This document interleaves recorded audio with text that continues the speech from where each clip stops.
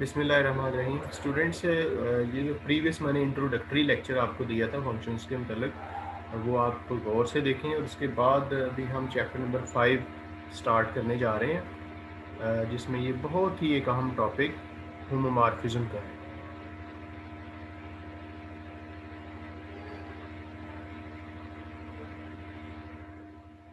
Homomorphism ये M, ठीक है। तो इस ये मतलब फंक्शन को ही स्पेशल नाम होमोमॉर्फिज्म दिया जाता है, ये बाद में मैं आपको बताता हूँ, लेकिन इसके आगाज़ में ये एक डेफिनेशन है वो आपको बता रहा हूँ कि an element of order 2 in a group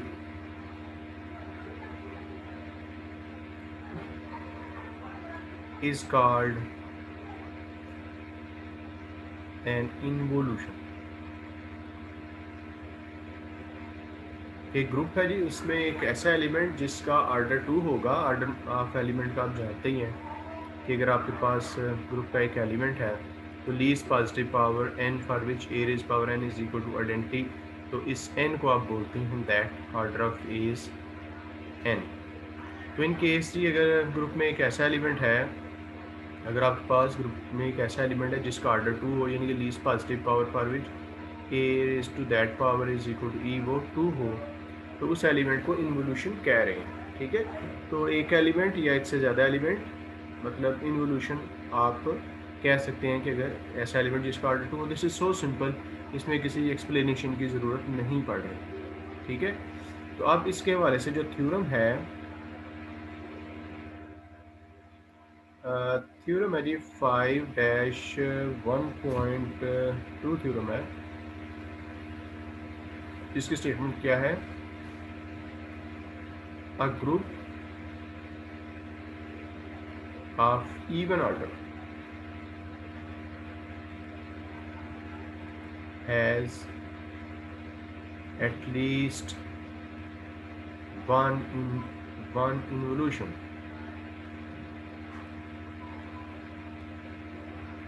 कि अगर आप देखें ग्रुप के ऑर्डर से क्या मुराद है। ग्रुप एलिमेंट का ऑर्डर और चीज़ है, ग्रुप का ऑर्डर क्या है कि ग्रुप में मौजूद एलिमेंट्स की तादाद, ठीक है ना। क्लियर कर लें कि ग्रुप का ऑर्डर क्या है, ग्रुप के एलिमेंट्स की तादाद। तो अब वो कह रहे हैं कि ग्रुप है हमारे पास और उस ग्रुप का ऑर्डर है इवन, यानी कि 2, 4, 6 इस तरह का उसका ऑर्डर है, यानी कि इसमें 2 या 4 या 8 या इस तरह के एलिमेंट्स हैं। तो आपने प्रूव करना है कि ऐसे ग्रुप में कम से कम एक इन्वोल्यूशन ज़रूर होगा, यानी कि एक ऐसा एलिमेंट ज़रूर होगा कि जिसका ऑर्डर 2 होगा। इसका प्रूफ हम देखें, इजी है, थोड़ा सा आप अंडरस्टैंड करें कि यहाँ पे हम जी के दो सबसेट्स लेते हैं। लेट ए, इसमें क्या है, जी के एलिमेंट्स हैं और उनका स्क्वायर ई के बराबर है, यानी कि इस सेट के अंदर वो ग्रुप के एलिमेंट्स हैं जिनका ऑर्डर 2 है। और इसी तरह से एक सेट बी ले लेते हैं, इसमें भी जी के एलिमेंट्स हैं और ये ऐसे एलिमेंट्स हैं कि इनका ऑर्डर 2 के इक्वल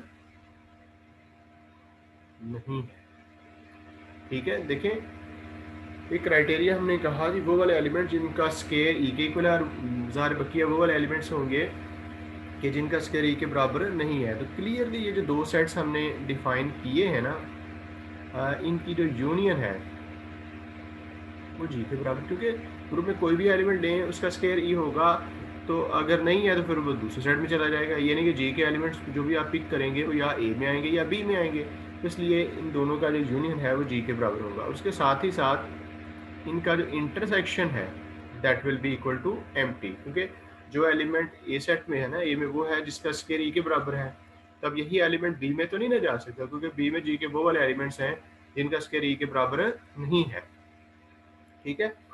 तो ये जो ए सेट है इसमें एक्चुअली वो वाले एलिमेंट्स हैं जो कि एक तरह से इन्वोल्यूशन है ना, क्योंकि इनका स्केयर ई के बराबर है। तो हमने ये ग्रुप में प्रूव करना है कि ग्रुप का ऑर्डर चूंकि इवन ऑर्डर है, ठीक है। तो हम प्रूव करना चाह रहे हैं कि इसमें कम से कम एक इन्वोल्यूशन ज़रूर होगा। तो यहाँ पे हम दो केसेस डिस्कस करेंगे। केस नंबर 1 कि लेट जो बी सेट है वो अगर एम्प्टी हो जाए। देखो बी एम्प्टी होने का मतलब क्या है कि वो वाले एलिमेंट जिनका स्केयर ई के बराबर नहीं है वो कोई भी नहीं है। इसका क्या मतलब होगा कि सारे के सारे जो एलिमेंट्स हैं उनका स्केयर ई के बराबर है। ठीक है, जब आप कह रहे हैं बी एम्प्टी है इट मीन्स जी के वो वाले एलिमेंट जिनका स्केयर ई के बराबर नहीं है, वो ऐसा कोई एलिमेंट नहीं है। तो सारे के सारे जी में एलिमेंट्स कैसे हुए, वो वाले हुए जिनका स्केयर ई के बराबर है। तो इस सूरत में आपका जो सेट ए है वो बन जाता है जी सेट। क्या ख्याल है? क्योंकि इसमें कोई एलिमेंट ही नहीं है, तो जी के एलिमेंट्स या ए में हैं या बी में। अगर बी में कोई एलिमेंट नहीं है दैट मीन्स जी के सारे एलिमेंट्स ए में आ गए। और अगर जी ए के बराबर है और ए में वो वाले एलिमेंट्स हैं जिनका स्केयर ई के बराबर है, तो इट मीन्स इस जी में तो हर एलिमेंट ही इन्वोल्यूशन है, चूंकि सारे एलिमेंट्स ही इस सेट में हैं और इस सेट में वो हैं जो कि इन्वोल्यूशन है सारे के सारे एलिमेंट। दिस इम्प्लाइज के जी हैज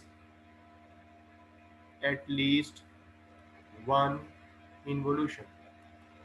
हमने अपने रिजल्ट को देखना है, यानी कि इसके सारे एलिमेंट्स की इन्वोल्यूशन है, तो कम से कम आपने ये प्रूव कर दिया ना कि इसका कम से कम एक इन्वोल्यूशन तो है। अब आप इसका केस नंबर 2 ले लें। केस नंबर 2 में ज़ाहिर है हम इसका ये लेंगे कि let B set is not empty. B set empty नहीं है। इसका मतलब क्या होगा कि बी खाली सेट नहीं है। It means then there exist y such that कि y square is not equal to e. देखो अगर बी सेट एम्प्टी नहीं है तो इट मीन्स उसमें एलिमेंट्स होंगे, और अगर इसमें एक एलिमेंट देते हैं वाई फ्रॉम बी तो उसका स्केयर ज़ाहिर ए के बराबर नहीं होगा। ठीक है, इसको मैं ऐसे लिख लेता हूँ y dot y is not equal to e. अब क्या करता हूँ कि वाई इनवर्स से ना दोनों साइड्स को ऐसे प्री मल्टीप्लाई कर देता हूँ, तो वाई इनवर्स ई। तो ये देखो ना एसोसिएटिव प्रॉपर्टी जब आप लगाओगे, जब एसोसिएटिव प्रॉपर्टी लगाएंगे आप तो वाई इनवर्स वाई लिखेंगे into Y this is not equal to identity के साथ जो मल्टीप्लिकेशन होती है वाई इनवर्स आता है। अब ये आइडेंटिटी बन गया, आइडेंटिटी का वाई के साथ प्रोडक्ट वाई ही इसको देगा। ठीक है, अब आप मजीद क्या करें, फिर से वाई इनवर्स से प्री मल्टीप्लाई करवा दें दोनों साइड्स को, तो ये बन गया ना आइडेंटिटी नॉट इक्वल टू, और ये क्या बनेगा वाई इनवर्स का स्केयर। यहाँ से आप ये चीज़ देखो कि वाई इनवर्स का square not equal to E है। इसका मतलब क्या है कि Y inverse belongs to B set, यानी कि आपने बी सेट में से एक एलिमेंट लिया और बी में वो थे जिनका स्केयर ई के बराबर नहीं है, तो उसका जो इनवर्स है उसका भी स्केयर ई के बराबर नहीं है। ठीक है, इससे हमें क्या चीज़ समझ आ रही है? ये समझ आ रही है कि बी में जितने एलिमेंट्स हैं उनके इन्वर्सेस भी उसी में हैं, और आप जानते हैं एक एलिमेंट का इन्वर्स एक ही होता है। तो इट मीन्स कि जो बी में सेट है वो पेयर्स की फॉर्म है, पेयर्स की फॉर्म में। तो जो पेयर्स होते हैं वो आप जानते ही हैं कि अगर आप बी सेट में एलिमेंट्स की तादाद काउंट करें तो वो फिर इवन बनती है ना, क्योंकि इसमें इस तरह के एलिमेंट्स हैं जैसे वाई और वाई इनवर्स, जैसे टी और टी इनवर्स। ठीक है, तो इसमें इवन नंबर, लेकिन एक एलिमेंट है आइडेंटिटी एलिमेंट, उसका थोड़ा डिसाइड कर देते हैं। आल्सो के आइडेंटिटी किस में है? आल्सो ई का स्केयर ज़ाहिर है कि ई डॉट ई के ही बराबर होता है, तो जिस एलिमेंट का स्केयर ई के बराबर हो, ज़ाहिर है वो दो सेट हमने डिफाइन किए थे ना, ए सेट में थे वो वाले एलिमेंट जिनका स्केयर ई के बराबर है, तो ई का स्केयर जो ई के बराबर आ रहा है इसका मतलब क्या हुआ कि ई किस सेट में आएगा, ए में आएगा। यानी कि ये जो बी सेट है जिसमें आपने कहा कि अगर वाई है तो वाई इनवर्स भी इसी में है, उसमें ई नहीं है, उसमें ई नहीं है। ई किस में सेट में आ गया, ए में, और बाकी जो बी में एलिमेंट्स हैं उनके इन्वर्सेस भी उसी में है। इससे ये क्लियर हो रहा है कि जो सेट बी है इसमें इवन नंबर ऑफ एलिमेंट्स हैं। तो अब आप ज़रा ये देखें कि ऑर्डर ऑफ जी जो है वो क्या order of A plus order of B के बराबर नहीं है। इसकी वजह ये है कि A intersection B empty set है और A union B G set है। तो ये पिछले सेक्शन में आपने लाग्रांज थ्योरम के सेक्शन में पढ़ा हुआ है कि इस तरह के जो सेट्स होते हैं वो जी की पार्टीशन करते हैं, जिनके यूनियन जी के बराबर और जिनका इंटरसेक्शन एम्प्टी सेट के बराबर हो, पार्टीशन करते हैं। तो इस सूरत में जी के एलिमेंट्स को आप लिख सकते हैं elements of the first set plus elements of the second set. अब ये जो ऑर्डर ऑफ जी है वो क्या है, एक इवन नंबर है, ओके, अभी आपने बी को भी कहा कि इसमें भी क्या है, इवन नंबर ऑफ एलिमेंट्स हैं, क्योंकि इसमें जो भी एलिमेंट रहते हैं उसका इन्वर्स भी है। तो जब लेफ्ट साइड एक इवन नंबर को शो कर रही है तो राइट साइड को भी इवन होना चाहिए। अब ये इवन है और ये आर्ड नहीं हो सकता, क्योंकि आर्ड में जब इवन ऐड करेंगे तो फिर आर्ड आ जाएगा, जबकि आंसर क्या आना चाहिए, वो वाला आना चाहिए जिस तरह का लेफ्ट साइड में जो कि इवन है। इससे हमें ये पता चल रहा है कि ये जो ए है सेट, इसका आर्डर भी क्या है, कोई इवन है। अब ए का आर्डर इवन होने का मतलब क्या है कि ये जो सेट ए है ना, जिसमें जी के वो वाले एलिमेंट्स थे कि जिनका स्केयर ई के बराबर है, इसमें इवन नंबर ऑफ एलिमेंट्स हैं, यानी कि 2 या 4 या 6, और इसमें वो वाले एलिमेंट्स हैं जो कि इन्वोल्यूशन है। तो अगर इसमें 2 या 2 से ज़्यादा इवन नंबर्स आ रहे हैं तो ये क्लियर नहीं हो गया कि G has at least one involution. ठीक है, तो ये हमारा रिजल्ट क्लियर है। इसके बाद ये हमें एक नई टर्मिनोलॉजी सीखने लगे हैं, एक नया काम है, और फंक्शंस जो मैंने आपको प्रीवियस लेक्चर में बताए उनके हवाले से है कि अब आपने ना दो ग्रुप्स की बात करनी है। लेट्स से कि आपके पास ये एक ग्रुप, जिस तरह से आप फंक्शंस प्रीवियस लेक्चर में देख रहे थे ना, ये एक ग्रुप है, इसको आप कह लें जी और इसको कह लें जी डैश। ज़ाहिर है इसमें भी कोई ना कोई बाइनरी ऑपरेशन होगा, इसमें भी कोई ना कोई बाइनरी ऑपरेशन होगा, और ये आप एक फंक्शन ले रहे हैं जो कि जी से जी डैश में है। तो इस फंक्शन की मुख्तलिफ प्रॉपर्टीज़ और उनके मुख्तलिफ नाम और नोटेशन हम सीखने लगे हैं। तो देखते हैं जी। अब इसमें आप फ़र्ज़ करें कि कह लें कि ए बी सी एलिमेंट्स हैं, और ए का जो इमेज है ना, मैपिंग फाई के तहत ये बन जाएगा फाई ऑफ ए। ठीक है, जिसको आप ए डैश कह लेंगे। अब बी का इमेज जो है वो बन जाएगा phi of B, function apply होगा ना, और इसका इमेज फ़र्ज़ कर लें आप बी डैश कह लें, और सी का इमेज फाई ऑफ सी, और इसको आप सी डैश कह लें। तो ये जो फंक्शन है इसकी मुख्तलिफ प्रॉपर्टीज़ हम डिस्कस करने लगे हैं। तो इसको फंक्शन या मैपिंग कहा जा रहा है। तो सबसे पहले ये हम कहेंगे अब mapping phi such that G goes to G dash is called homomorphism.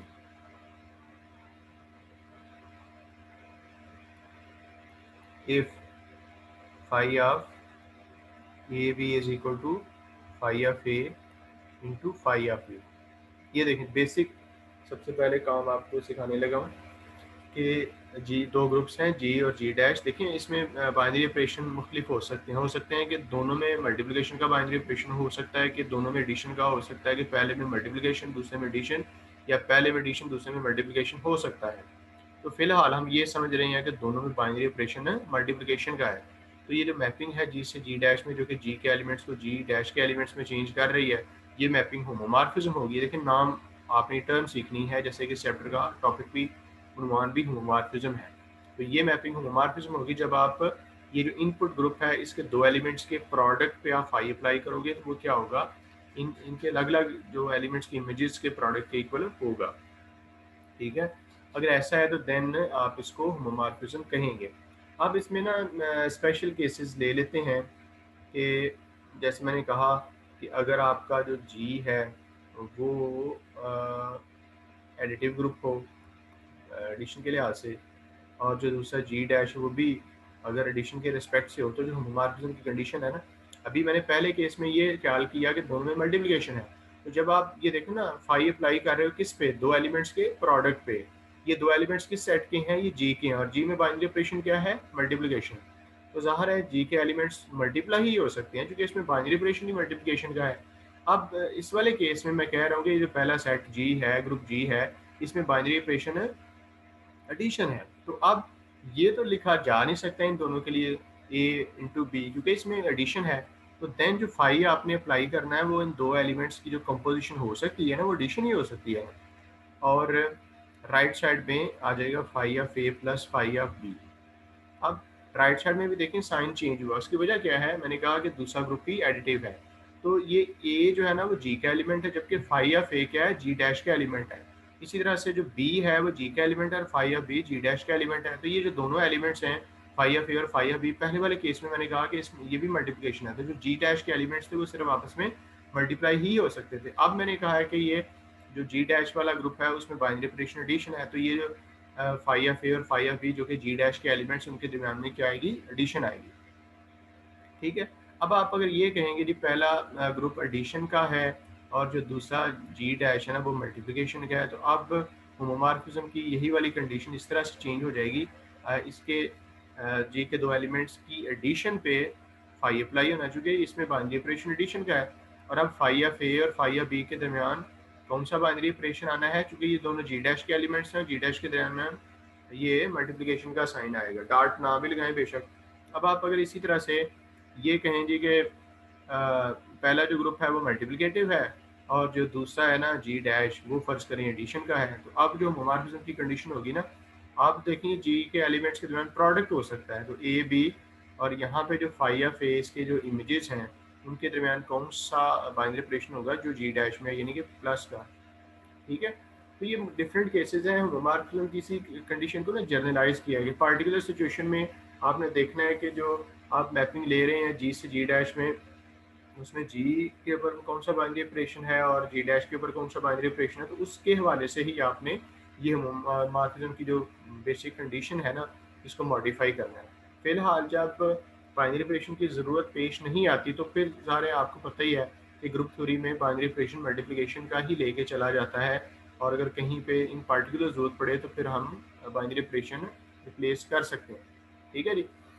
Okay, तो आपको समझ आ गई कि जी से जी डैश में एक मैपिंग फाई जो है ना वो होमोमॉर्फिज्म कैसे हो सकती है। अब आप जो मैपिंग का नाम है वो फाई के बजाय लेट्स से कि अगर आप साई रख देंगे जी से जी डैश, तो फिर साई के हवाले से होमोमॉर्फिज्म की कंडीशन इस तरह की बनेगी कि साई या ए इंटू साई या बी। तो ये नाम से आपने नहीं परेशान होना, नाम तो मैपिंग का कोई भी रखा जा सकता है। तो अब आप ये देखने लगे जिस तरह के प्रीवियस लेक्चर में मैंने आपको फंक्शन की टाइप्स बताई थी, भाई ये होमोमॉर्फिज्म भी एक फंक्शन ही है ना जी से जी डैश में। तो ये जिस तरह से और फंक्शंस हमने डिस्कस किए कि वो 1 to 1 और ऑन टू और बाइजेक्टिव हो सकते हैं, इसी तरह से ये वाला फंक्शन जो कि होमोमॉर्फिज्म है वो भी 1 to 1 ऑन टू और बाइजेक्टिव हो सकता है। तो यहाँ पे हम ये सीखेंगे कि a homomorphism phi from G to G dash is called an a monomorphism if number 8 phi is 1 to 1। तो ये होमोमॉर्फिज्म तो है, यानी कि ये इस कंडीशन को सेटिस्फाई कर रही है, प्लस फर्दर इसमें एडिशनल प्रॉपर्टी क्या आ गई कि ये 1 to 1 भी है। 1 to 1 फंक्शन क्या होता है ये प्रीवियस लेक्चर में मैंने आपको डिटेल में बताया और आगे भी बताता रहूँगा, लेकिन फिलहाल ना कि इसको आपने एक टर्म सीखी है मोनोमॉर्फिज्म, कि ये होमोमॉर्फिज्म होती है, ऐसी होमोमॉर्फिज्म होती है जो कि 1 to 1 भी होती है। इसी तरह से आगे है जी एक होमोमॉर्फिज्म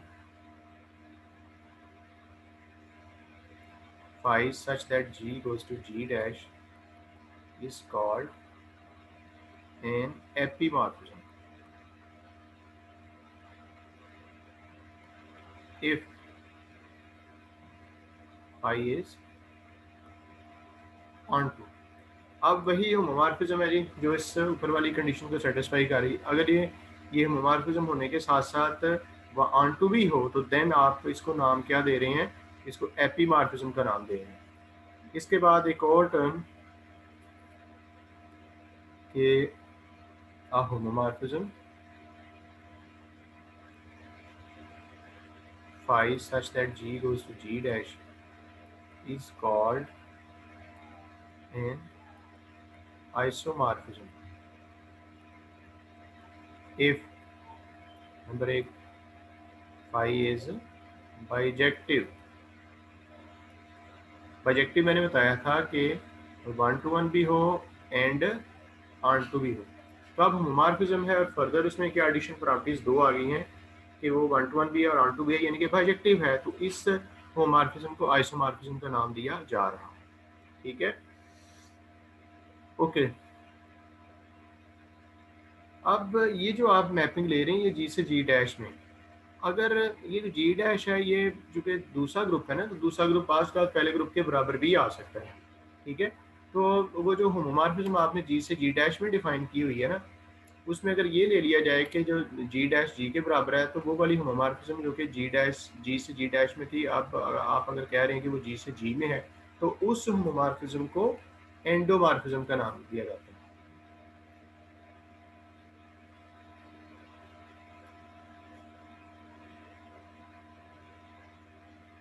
A homomorphism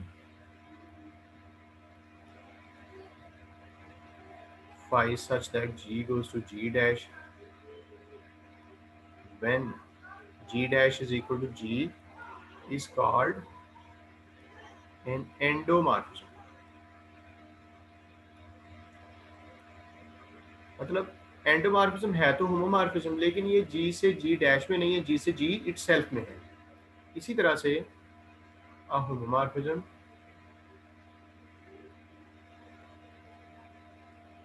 या आप ये कह लें an isomorphism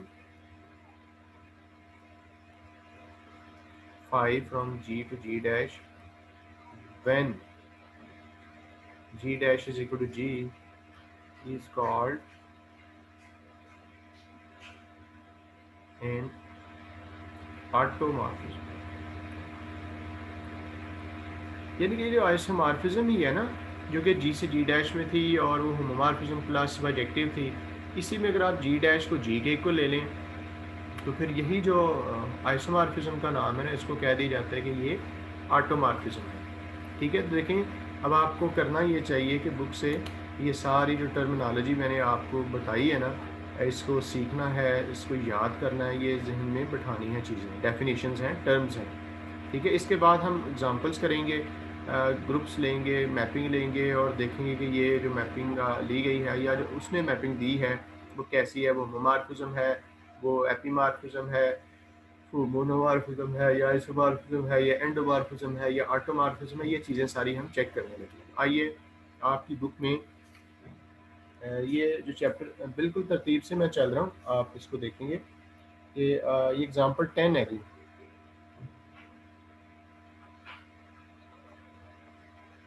एग्जांपल 10 है कि शो दैट द मैपिंग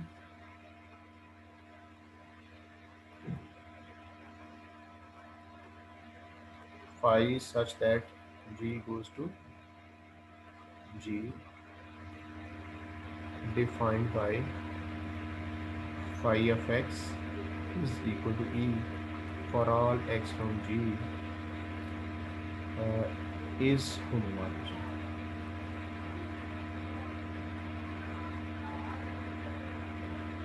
कहता है इस मैपिंग को चेक करें कि क्या ये होमोमॉर्फिज्म है।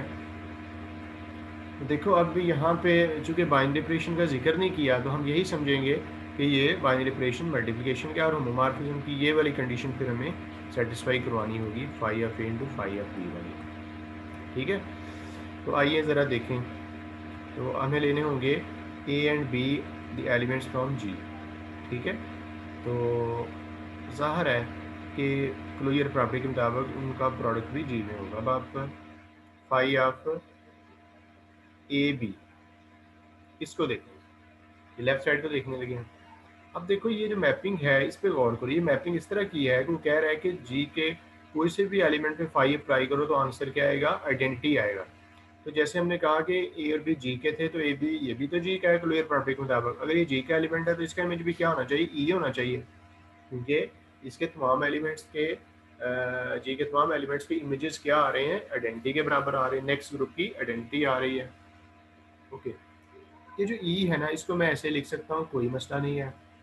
अब मैं देखो ये जो ए और बी जी के एलिमेंट्स है, तो फाई ऑफ ए क्या होगा, ज़ाहिर है कि ई, और फाई ऑफ बी क्या होगा, ये भी ई होगा। क्यों, ये मैपिंग ही इस तरह की है कि वो जी के तमाम एलिमेंट्स पे जब एक्ट करती है तो उसका इमेज आइडेंटिटी आता है। तो इसको मैंने लिख लिया, ई की जगह पे लिख सकता हूँ फाई ऑफ ए और इसकी जगह पे लिख सकता हूँ फाई ऑफ बी। तो ये होमोमॉर्फिज्म की कंडीशन आ नहीं गई, तो हम कहेंगे कि फाई ये जो जी से जी में है इज होमोमॉर्फिज्म। अच्छा, इसको ना आप एंडोमॉर्फिज्म भी कह सकते हैं ना, क्योंकि ये जी से जी इटसेल्फ में है। तो आप जानते हैं जो होमोमॉर्फिज्म जी से जी इटसेल्फ में है उसको आप एंडोमॉर्फिज्म भी कहते हैं। लेकिन फिलहाल जो उसने बुक में हमें कहा था वो हमने इसमें करके अच्छा, इसी तरह से एग्जांपल 11 है, कहा जा रहा है कि show that the mapping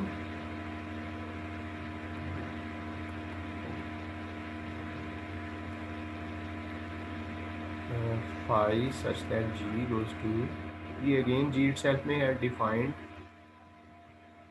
by phi of x is equal to x for all x from g is homomorphic।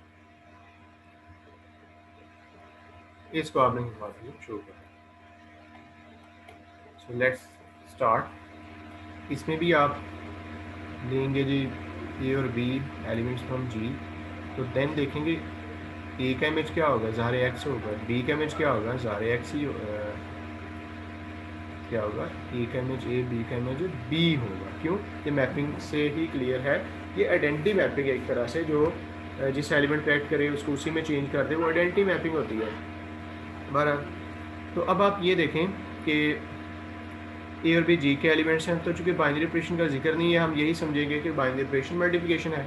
अब आप होमोमॉर्फिज्म की कंडीशन के लिए phi of A B check करें, क्योंकि इसके हर एलिमेंट के इमेज वही है जो इसकी इनपुट है, तो ए बी का इमेज फिर क्या होगा, ए बी होगा।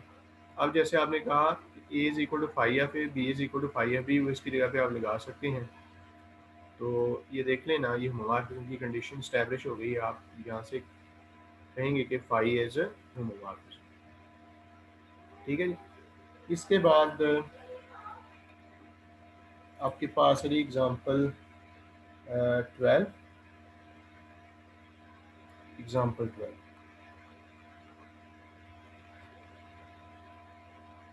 let G be the group of all real numbers under addition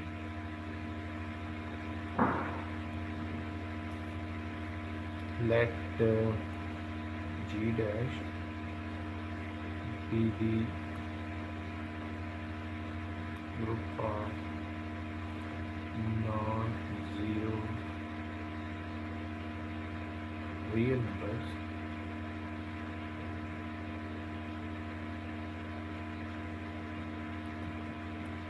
with dot binary operation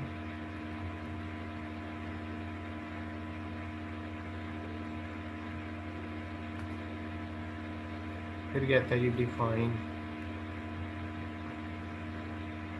mapping phi such that g equals to d dash pi phi of x is equal to 2 raised power x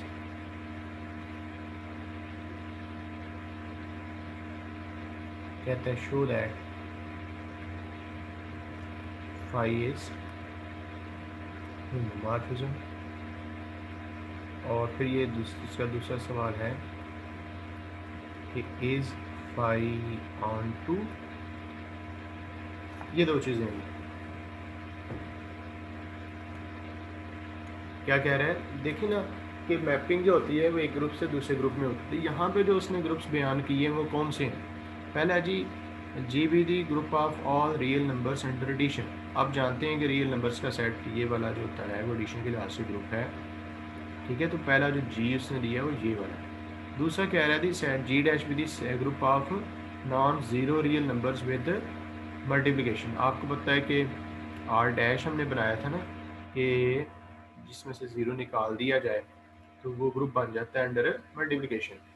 तो ये दो groups हैं जिनके दरमियान एक mapping उसने define की है। इनपुट में इसका एक एलिमेंट है आर अंडर एडिशन का, और आउटपुट में जो आंसर आ रहा है वो इस सेट का है, इस ग्रुप का है। तो आपने चेक करना है कि क्या ये मैपिंग होमोमॉर्फिज्म है, और दूसरे नंबर पे ये भी चेक करना है कि क्या ये मैपिंग ऑन टू है। तो पहले होमोमॉर्फिज्म चेक करते हैं।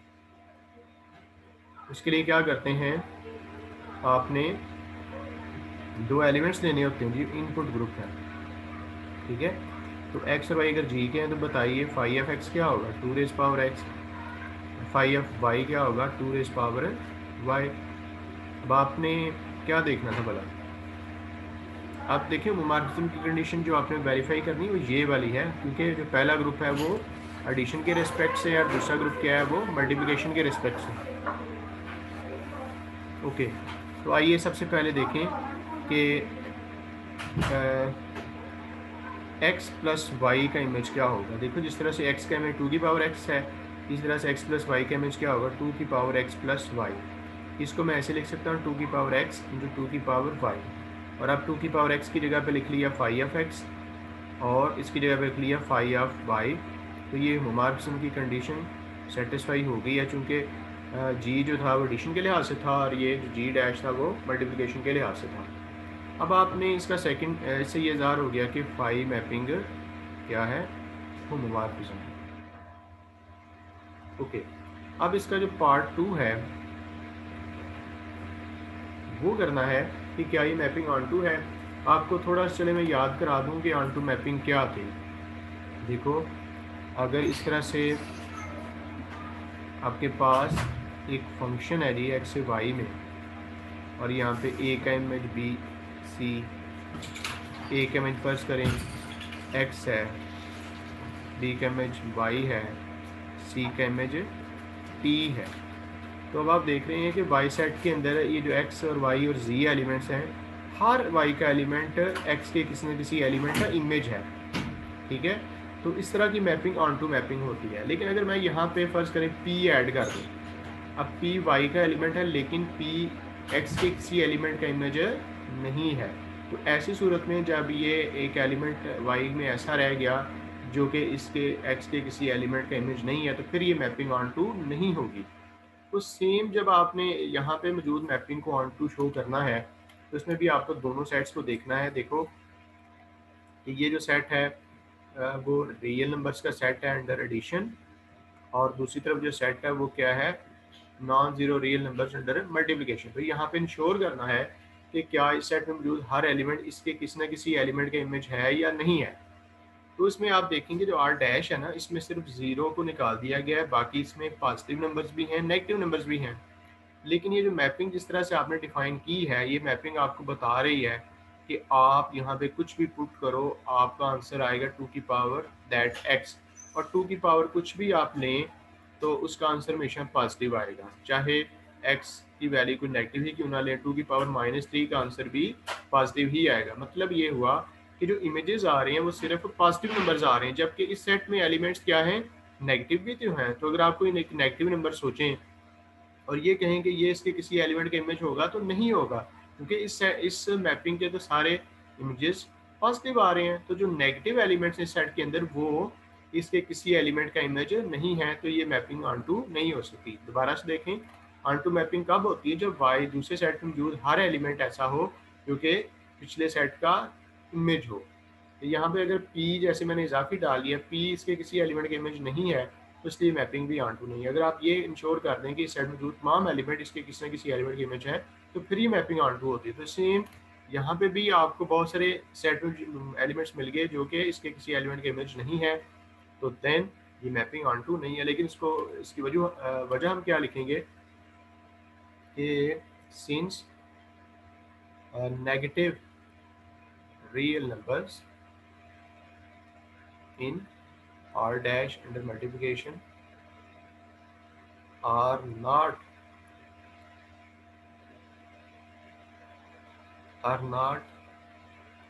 the images of any element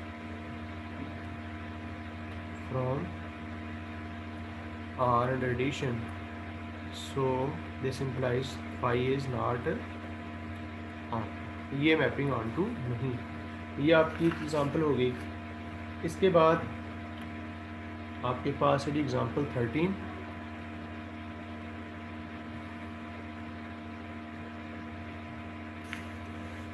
कहता है let positive real numbers under multiplication and real numbers under addition be the two groups।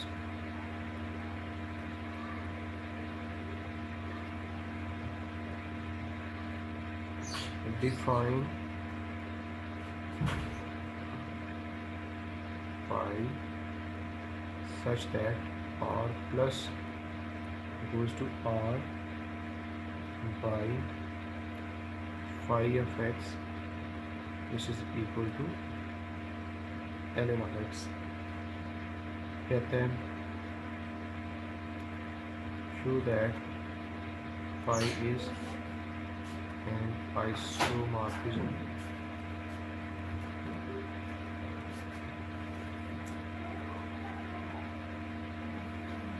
Right. देख लें जी, हमारे पास यहाँ पे एक मैपिंग है r प्लस से r में। अभी जो r प्लस है ये कौन से हैं, सिर्फ पॉजिटिव रियल नंबर, इसमें आप नेगेटिव रियल नंबर्स भी नहीं आ रहे, ज़ीरो भी नहीं है, सिर्फ पॉजिटिव रियल नंबर्स हैं, और ये मल्टीप्लिकेशन के लिहाज से ग्रुप है।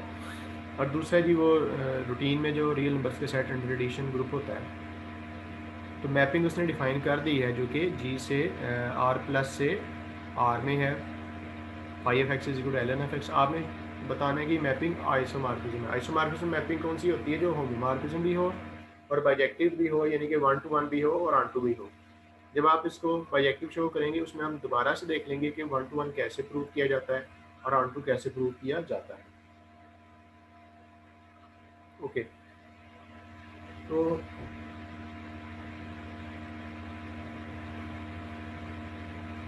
सबसे पहले हम ये शो करेंगे, फर्स्ट ये चीज़ देखेंगे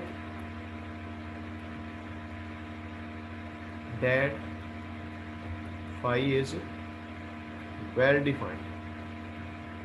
अच्छा देखें, वेल डिफाइंड का मतलब क्या है। वेल डिफाइंड का मतलब यही है कि ये फंक्शन भी है या नहीं है जो उसने डिफ़ाइन कर दी है।